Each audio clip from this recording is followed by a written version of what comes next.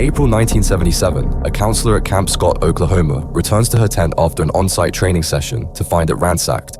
Her belongings are scattered, and her donuts have been stolen. Inside the empty donut box, she discovers a handwritten letter that reads, "We are on a mission to kill 3 girls in Tent 1. Disturbed, she reports it to the camp director, who dismisses it as a prank and discards the note. 2 months later, on June 12th, approximately 130 Girl Scouts arrived at Camp Scott for a 2-week summer session.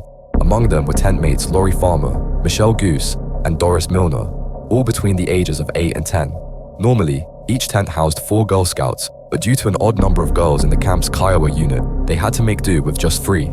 Additionally, they were assigned to tent number 7, which was the farthest from the counselor's quarters, partially obscured by the camp showers, and surrounded by dense forest unlike the others. The next morning, June 13th, a camp counselor heading to the shower notices several sleeping bags tucked away at the side of the trail. Confused, she bends down to check them, and her heart sinks. Inside one sleeping bag, she finds 2 Girl Scouts crumpled at the bottom, lifeless. In another sleeping bag, she discovers a 3rd. After relaying her findings to the other counselors, they discover that tent number 7 is empty. Autopsy reports revealed that all 3 girls had been beaten and assaulted.